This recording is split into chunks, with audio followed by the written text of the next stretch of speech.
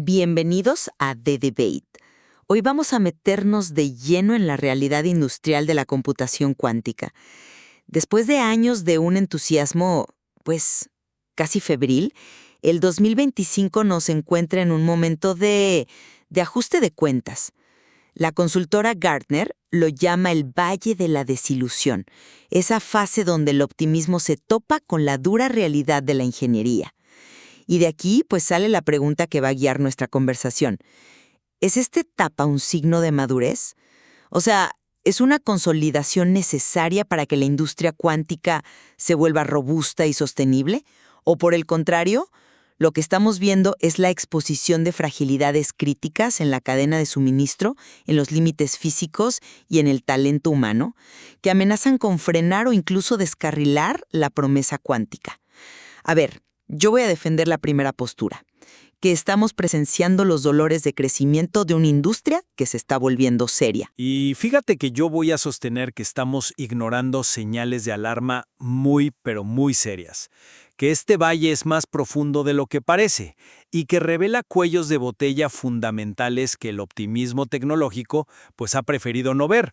Yo creo que la viabilidad de la computación cuántica a gran escala está en juego. Perfecto. Para mí, este Valle de la Desilusión es en realidad un filtro de calidad. Es un fenómeno clásico en cualquier tecnología disruptiva donde las promesas infladas tienen que aterrizar. Y veo tres señales claras de madurez, no de crisis. La primera, y yo creo que la más importante, es la naturaleza de la inversión. El dinero fácil, el especulativo, se está retirando y en su lugar está entrando financiación estratégica, principalmente de gobiernos y agencias de defensa como DARPA. Esto no es una mala noticia, es una señal de compromiso a largo plazo, de capital paciente que entiende que esto no es una app que se desarrolla en 6 meses. La segunda señal es la consolidación del mercado. Vemos adquisiciones y una estabilización en los proveedores de componentes críticos como los refrigeradores o la electrónica de control. El ecosistema se está organizando para fabricar, no solo para experimentar. Y la tercera, que es crucial, es la llegada de la estandarización. Organismos como ISO están desarrollando métricas serias. Ya no basta con anunciar un número de qubits. Ahora hablamos de cosas como CLOPS, que mide la velocidad real, o de Layer Fidelity, que evalúa la precisión. Esto nos obliga a abandonar el marketing exagerado, eso que llaman quantum washing. Estamos pasando de la publicidad a la física, vaya. Es que, a ver, yo veo ese mismo panorama y llego a una conclusión completamente opuesta. Llamarlo un simple valle me parece un eufemismo peligroso. Lo que yo veo son alarmas rojas parpadeando en el tablero de control de la industria. Y no son problemas menores, son cuellos de botella estructurales. Empecemos por la cadena de suministro, que es increíblemente frágil. Todos dependemos del helio 3 para los refrigeradores que llevan las máquinas a temperaturas cercanas al cero absoluto. Pero a ver, el helio 3 no es un recurso renovable, es un subproducto del decaimiento del tritio que viene del desmantelamiento de ojivas nucleares, su suministro es finito, geopolíticamente sensible y no hay un sustituto a la vista. Es construir una industria global sobre un recurso que depende de tratados de desarme. Es un disparate. Luego están los límites físicos. El plan para llegar a millones de qubits implica meter miles de cables dentro de un criostato. La carga térmica que generan esos cables es un problema de termodinámica fundamental. Y el tercer punto, para mí el más crítico, es la gente. No nos faltan físicos teóricos. Nos falta lo que la industria llama el missing middle, los ingenieros y técnicos cuánticos. La gente que sabe soldar uniones superconductoras, calibrar pulsos de microondas y a la vez entender el hamiltoniano del sistema. Esa persona casi no existe. Sí, entiendo la preocupación, pero la forma en que describes la consolidación y el cambio en la financiación me parece demasiado pesimista. Que se vayan los que yo llamo inversionistas turistas, los que esperaban ganancias rápidas, es lo más sano que le podía pasar al sector. Deja el campo libre para los actores serios. Y sí, agencias gubernamentales. El respaldo de una entidad como DARPA no es una señal de debilidad, al contrario, es una garantía de estabilidad. Permite que la investigación se enfoque en resolver precisamente esos problemas de ingeniería de los que hablas, sin la presión trimestral de un reporte de ganancias. Claro, pero espera. Esa misma inversión gubernamental que tú ves como la cuna de la innovación, yo la veo como una incubadora de agüit, de soporte vital. ¿Qué nos dice en realidad? Nos dice que el caso de negocio comercial, la gran promesa de que la cuántica iba a revolucionar las finanzas o los fármacos, simplemente no se ha materializado en el tiempo prometido. El sector no ha podido demostrar un retorno de inversión claro para el mercado privado y por eso tiene que replegarse y depender de los presupuestos de defensa. Y eso tiene consecuencias. La investigación se vuelve menos transparente y las aplicaciones se sesgan hacia el interés militar. Yo no lo llamaría madurez, lo llamaría un plan B porque el plan A no funcionó. Pero es que ese siempre ha sido el camino de las tecnologías verdaderamente transformadoras. El GPS que usamos todos los días no nació porque una empresa quisiera optimizar sus rutas, nació como un proyecto militar. Internet no se creó para ver videos de gatitos, fue ARPANET, un proyecto de defensa. La inversión gubernamental, a menudo con fines de defensa o ciencia básica, es la que tiene la paciencia y los recursos para construir los cimientos. Permite resolver los problemas de ingeniería más difíciles mucho antes de que el mercado pueda siquiera imaginar las aplicaciones comerciales. Lo que estamos viendo es un patrón histórico que se repite. Admito el paralelo histórico, pero creo que hay una diferencia fundamental. Cuando se desarrollaron el GPS o Internet, se basaban en física y en ingeniería que, si bien era compleja, ya se sabía que era escalable. El transistor era una tecnología robusta. Aquí los cimientos mismos son los que están en duda.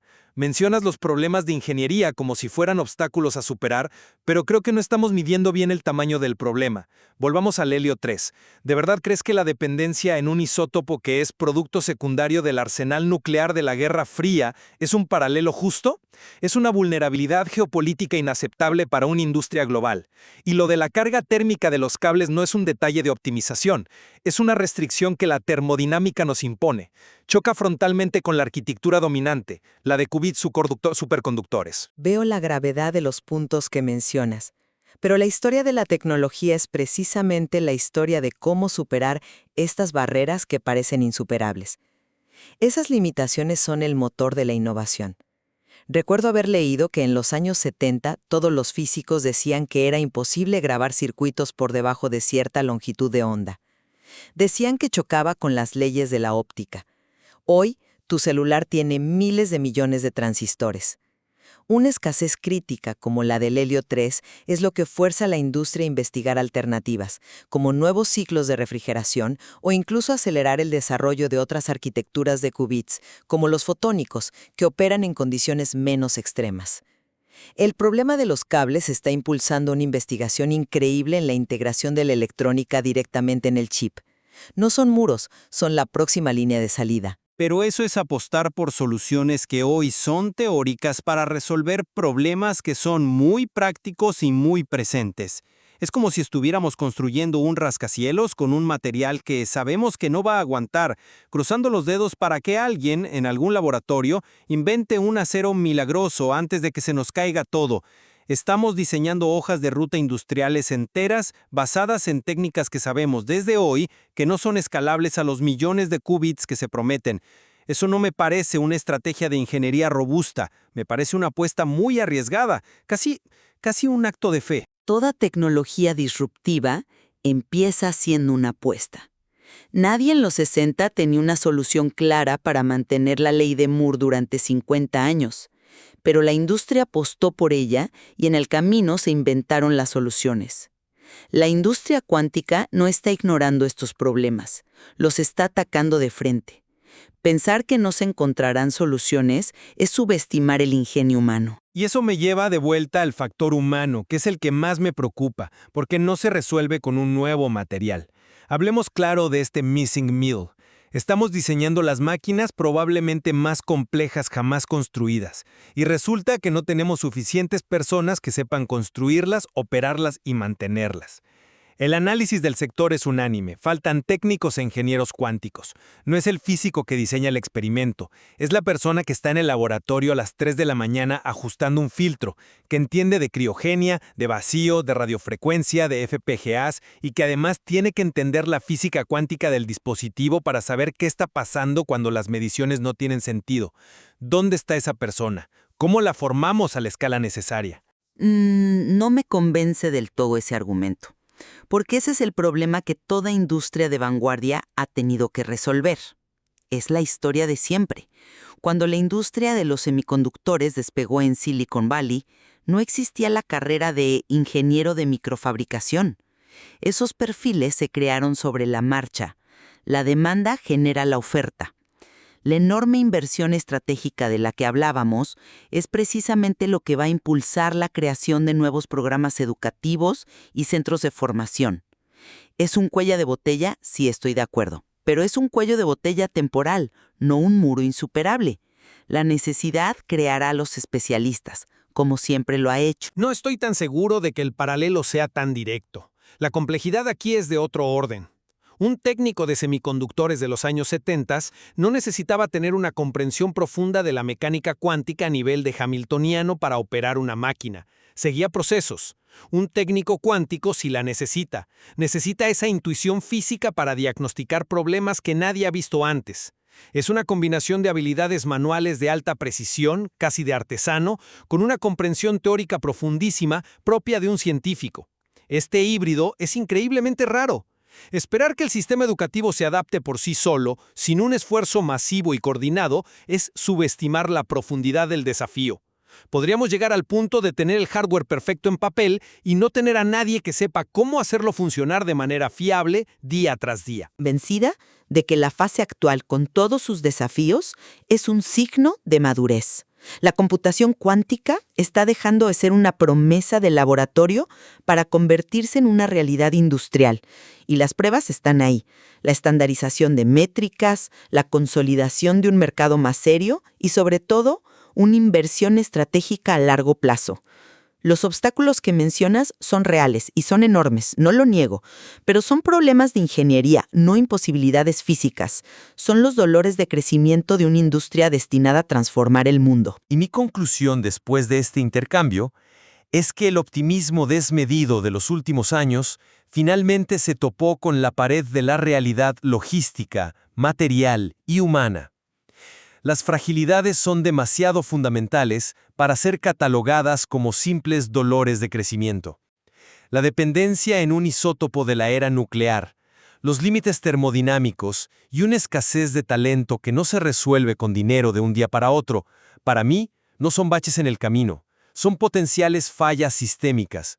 Ponen en duda no solo el cronograma, sino la viabilidad misma de la computación cuántica a gran escala. Queda claro que ambas perspectivas reconocen la enorme complejidad del momento. Por un lado, una visión de la industria que se consolida y madura, donde los desafíos actuales son el preludio necesario para construir un ecosistema robusto. Por el otro, una visión de una industria que muestra fragilidades y limitaciones fundamentales. El material de análisis sugiere que el futuro no se decidirá únicamente por los avances teóricos, sino por la capacidad, muy práctica y terrenal, de construir una cadena de suministro, una base de talento y una ingeniería que sean realmente escalables. La respuesta a cuál de estas dos realidades prevalecerá sigue abierta.